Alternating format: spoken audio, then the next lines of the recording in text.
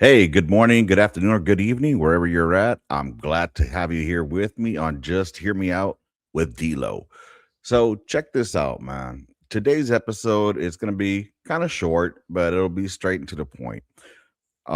This one is more geared to probably the military veteran community, but also I think that civilians should have a say in this as well, mainly because it has to do with the past 23 years of what's known as the global war on terror, all right, or the GWAT.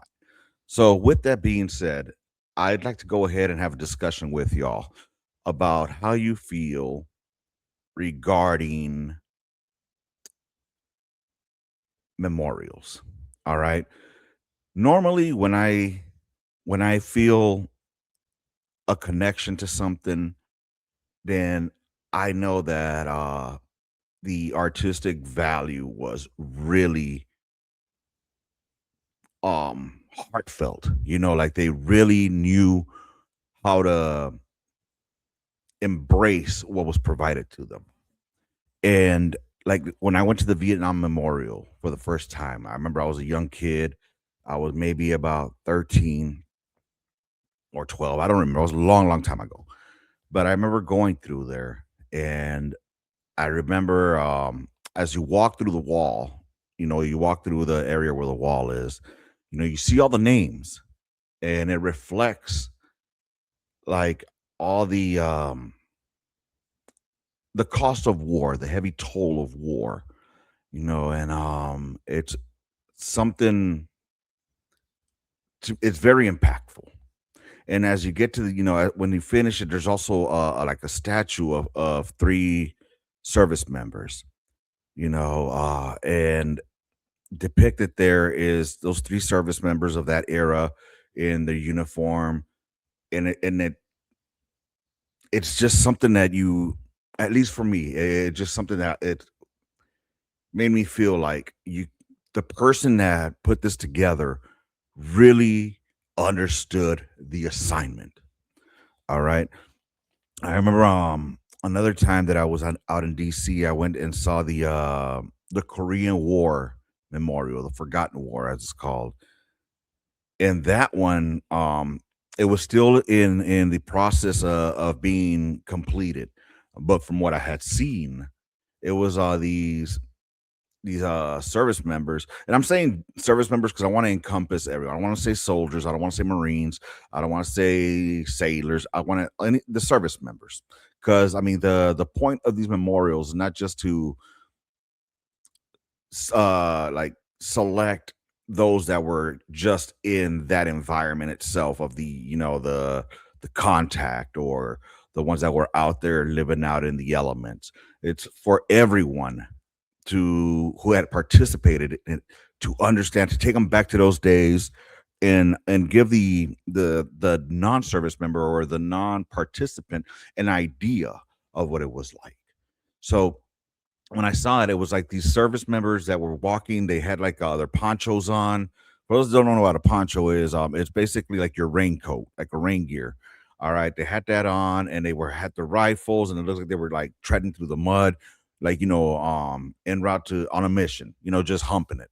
So I mean, just looking at it, seeing their faces, just again, this was a long time ago that I went and I saw this was right prior before it opened, and it just when I think of a memorial, I think of that and a connection that you have with it. Okay, I remember when I see the one for the one that was made for like the one from the movie Glory, the for the black soldiers that fought in the Civil War, that one. It's just connection. You feel it. You could like you.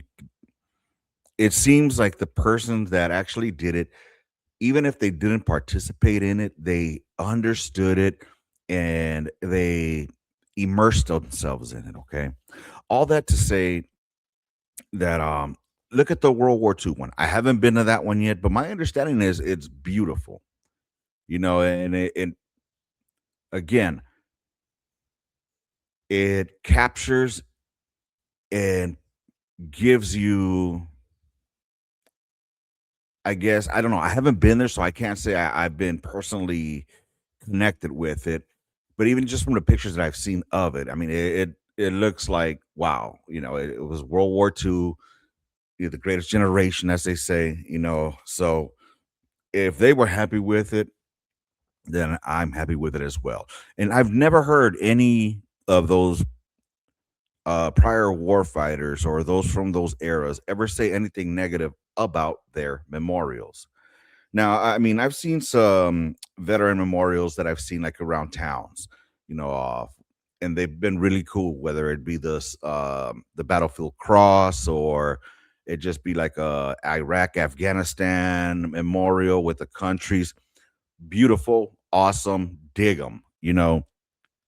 So when I heard of the GWAT memorial that it was going to be presented, which they did. They presented. They gave an idea of their.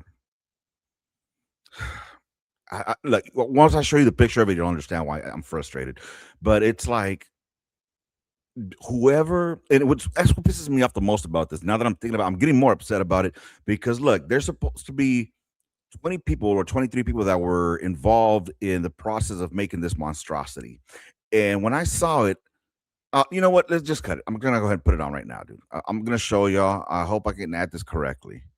So, okay, there it is right there. That's their concept of what the G Watt Memorial is supposed to be, or what they're planning on doing. I'm sorry. I've never. The only thing I can connect to on this is how disconnected it is from those of us that were out there.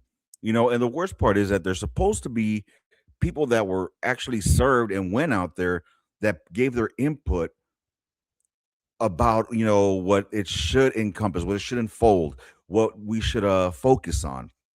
And honestly, it's a monstrosity, it's a disaster. That's about the only thing I can take out of this. I don't get it. I feel no connection to this whatsoever. A raised archway with grass on it.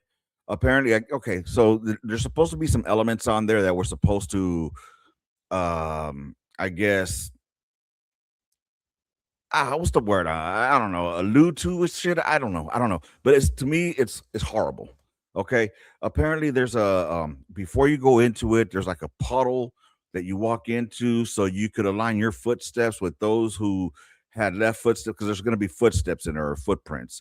So you can walk along the burden that we carried, and then there's reflecting pools, so you can reflect on it, bro.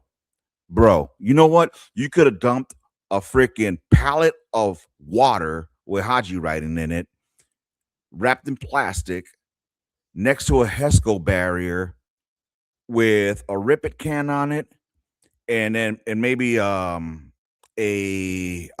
wild tiger. You know what I'm saying?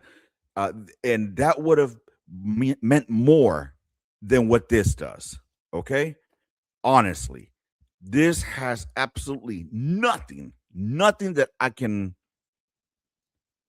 connect to, aside from the disconnect that it has from those of us who were out there.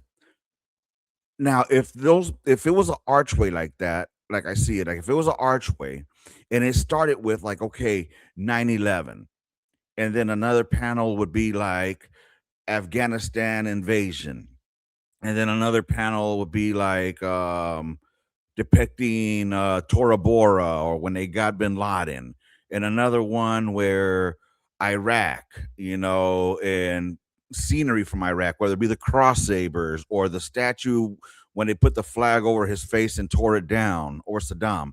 And then another panel depicting like, freaking just a convoy of Humvees traveling on an open road, which we could either any of us, dude. That would be even that if you wanted a concept of something that I could at least relate to, you could have just made a big old mural of a Humvee, or a convoy of Humvees traveling down the desert, and no routes, no names, because that way, us as those that were out there, we could imagine, oh man, that reminds me of when I used to travel down Tampa, or when I used to travel down Irish, or when I used to go over off by Fob Falcon. You know what I mean? It takes you back to those missions that you would be on. I mean, a lot of the missions out there in Iraq, at least the ones that I participated in, was a lot of convoy security, a lot of traveling up and down routes and roads. Okay. So that would have meant more to me than this. All right. But I mean, just the archway, and I get that the metal rods or the bars that are holding up is supposed to be like there it's pieces from 9/11 from the towers when they fell. Cool. I'm glad you incorporated that. But you know what? You could have made a jack shack out of that, or a smoke pit out of that, and I would have felt more of a connection to it than this archway, which means nothing to me. Absolutely nothing. Oh, well, the view is towards spot 60 or site 60 out there in Arlington. Cool. I like that. I get the concept. But guess what? That has absolutely nothing. This arch has nothing to do with GWAT whatsoever. You could have put panels of a timeline of what occurred and then left the last panel open, because the GWAT is something that's never going to end ever. And that again would make more sense to me than this garbage that they have right there. Good night, y'all. Barbed wire on a HESCO barrier with a wild tiger and a ripet. Bam. That would mean more of a connection to me, and that would encompass all GWAT veterans, because all of us, whether it was at an NTC training or whether it was at JRTC or any, that would remind us of that. Even for the daggone fobbit that never left, because I'm sure they saw the barbed wire on the HESCO barrier with the ripet or the wild tiger. And if you don't know what a wild tiger is, then look it up. Anyway, this is a monstrosity to me. I don't like it. I believe that the people who are supporting this thing here are probably just yes men, and nobody has the balls to tell the people that are designing these things that it sucks, because they're afraid to probably hurt somebody's feelings, like, oh, well, they are a gold star parent. I get it, and my respect and love to you. But with that said, you want this monstrosity to represent what your loved one was fighting in? I don't think so. I don't think so. Anyway, y'all let me know what y'all think of this horrible, horrible, horrible hiccup of a monstrosity for a memorial. Let me know what y'all think. All right. Thank you for hearing me out. This was D-Lo. I'll catch y'all on the next one. See y'all later. Deuces. You can't see the deuces because of daggone background. Deuces. Piss me off. Punk ass, ugly ass, garbage. Mm.